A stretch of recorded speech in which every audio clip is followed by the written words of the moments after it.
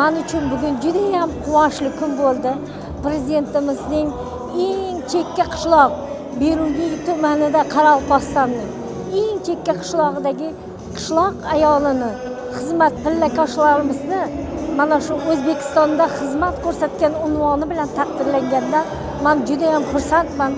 O'z prezidentimga oilam tomonidan o'zlarimiz Qoraqalpoq butun pillakorlar nomidan o'z minnatdorchiligimni bildiraman. Men 23 yildan beri qishloq xo'jaligida pilla ipak qurti yetishtirish bo'yicha ishlab kelyapman.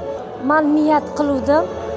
Qoraqalpog'istonda xizmat ko'rsatgan pillakash unvonini 2012-yil olib, men shu O'zbekiston xizmat ko'rsatgan pillakor unvonini olaman. Shaxsan prezident qo'lidan olaman.